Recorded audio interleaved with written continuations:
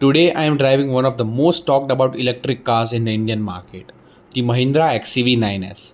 This SUV has created a lot of buzz and for a good reason. It is packed with tech, it looks good, and it promises solid range on a single charge. In this review, I'll go over everything you need to know before you make a decision on how it looks, how practical it is, and what features you get, how much range you can really expect, and how spacious it is from inside, and also what it feels like to drive every day. By the end, you should have a clear picture of whether this car fits your needs. So, let's start with the exterior, and just by having a simple walk around of the car, you will look and notice that the overall silhouette of the XEV9 is looks a lot like the Mahindra XEV7XO. And that makes sense because the XEV9S is actually built on the same base as the XEV7XO. So, if you already know how that car looks, you will recognize a lot of the same lines and body shape here too. The biggest change is at the front. Here, the XEV9S gets a new headlamp design that looks similar to one of the XEV9e.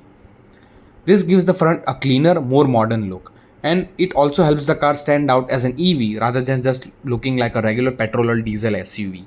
At the back, though, the tail lamps are carried on from the 7XO without much change. Overall, I really like how this car looks. It has a strong road presence without looking too flashy. One small but smart detail is this alloy wheel design. These wheels are made specifically to reduce the drag, which is just a technical way of saying that they help the car cut through air more easily. Less drag means the motor doesn't have to work as hard to push the car forward, and that directly helps the car travel a little further on each charge. The tires are sized at 235/60 R18.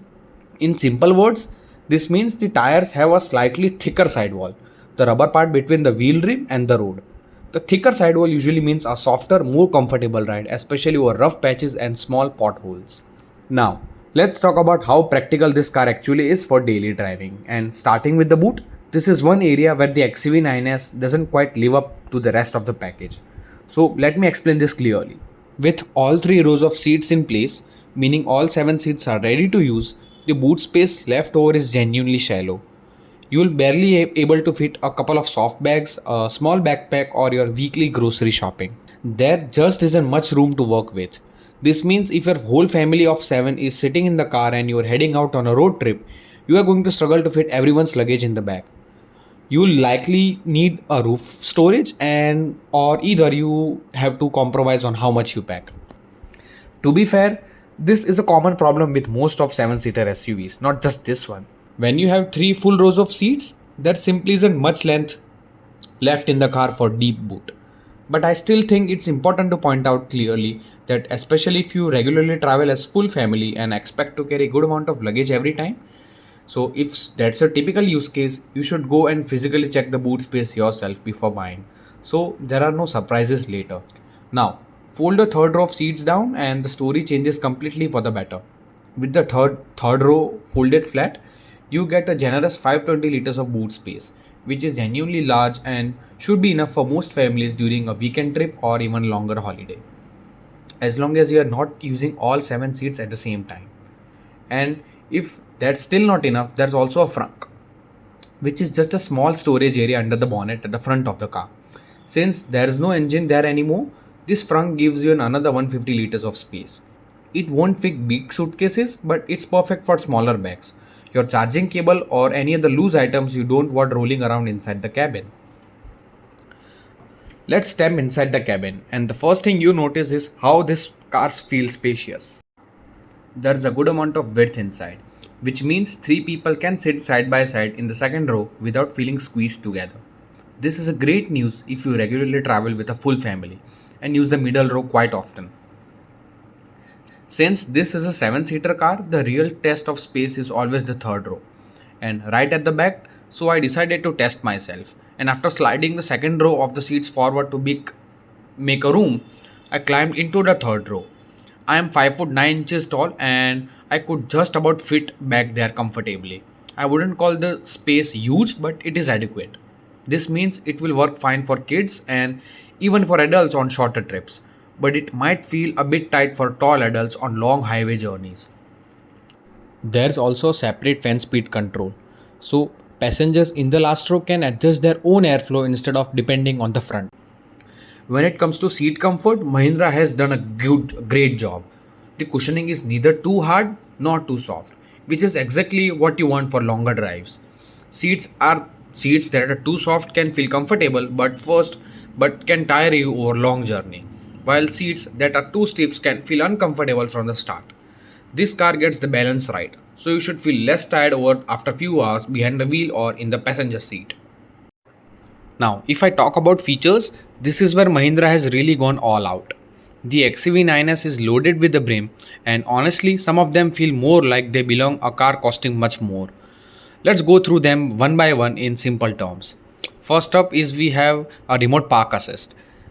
This lets you move the car forward or backward out of tight parking spots while standing outside it. Just press and hold a button on the key fob and the car moves on its own up to about 7 meters. It stops if it senses something in the way, like the tree spotted during my test. It is handy when you can't fully open your door to get in or out. Next, we have a 360-degree parking camera. This gives you a bird's eye view of the car. Built from the cameras placed all around it, Mahindra has done a great job. The picture is sharp, there's no lag, and it makes tight parking much less stressful. These same cameras also work as dash cam. So if someone bumps your parked car, you may be able to pull up the footage later. Then we have three 12.3-inch screens. One screen sits in the front of the driver for speed and driving info. One in the middle handles music, navigation and settings, and the third is just for the front passenger. This passenger screen is the real highlight because it has its own SIM card. So your co-passenger can browse the internet, watch YouTube or use apps like Amazon Prime and Geo Hotstar without disturbing the driver. And when parked, you can even link into the main screen so everyone watches the same thing. Now, let's talk about sound system because a Harman Kardon 16 speaker setup with 1400 watts of output and Dolby Atmos support, which simply means the sound feels more spread out and immersive. The audio quality has genuinely impressed me and with different sound modes too to choose from. Next we have ambient lighting. The cabin has lighting strips that change color with different themes to match your mood. A small detail but it makes the cabin feel more premium at night. Then we have a large panoramic sunroof that lets in plenty of natural sunlight. Paired with the light beige interior, it makes the cabin feel bright and airy. Then we also have a dual zone climate control, so the driver and the front passenger can set their own temperature on depending upon their preference and comfort instead of just agreeing on one setting for both. Up next we also have a head-up display, and it is a small projector screen that shows your speed, navigation, speed limit right in front of your line of sight on the windscreen, so you look down at the dashboard less often. I couldn't get a clear photo of it, but it works well and it is genuinely good, clear unit. Then we have a level 2 ADAS. ADAS, as you know, stands for Advanced Driver Assistance Systems, and a set of safety features that help that help with things like staying in your lane, warning you about nearby vehicles and emergency braking. Level 2 means the car assists you, but you still need to keep your hands on the wheel and stay alert. Fairly standard at this price point, but it is a useful addition. Now, let's get into how this car actually drives, since that matters just as much as the features and space. The XEV9s uses what's called an LFP battery, which is sourced from BYD. LFP is just a type of battery chemistry, and without getting too technical, the main thing you need to know about that LFP batteries are that these batteries are known for being safe, long lasting, and reliable over many years of use. Though they can be a bit heavier, those are heavier than some of the other battery types like the NMC batteries. This battery comes in three different size and options. So buyers can choose based on their budget and how much range they need. First, we have a 59 kilowatt hour battery with 231 horsepower, which is adequate enough to run around 350 kilometers in real world. Then we have a 70 kilowatt hours of battery with 245 horsepower, which is good for 400 kilometers. And then we have 79 kilowatt hours of battery with 286 horsepower, which can practically do 480 kilometers in real range. The torque, which is basically the pulling or twisting force of the motor, stays the same at 380 Newton meters across all battery options. What's interesting is the power actually goes up as the battery gets bigger. This is done on purpose because a bigger battery weighs more. So Mahindra gives it more power to make sure that the car still feels just as quick, even with the extra weight. Right now, all versions of this car send power to the only rear wheels. There is no all-wheel drive option available at the moment. In terms of straight line speed, this car can go from 0 to 100 in just around 7 seconds, and it has a top speed of 200 kilometers per hour. These numbers are more than enough for a family SUV, and honestly, most buyers will rarely use this car anywhere closer to its limits.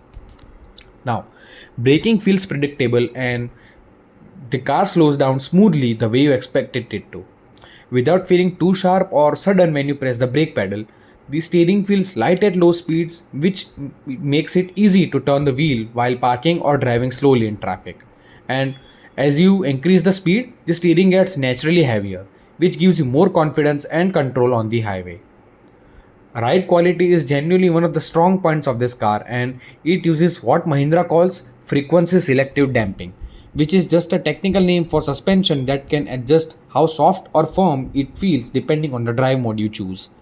In simple words, the suspension changes its behavior to suit how you're driving. At higher speeds, you do feel some up and down movement, and while switching to a firmer settings helps the control side to side body roll around the corners a little.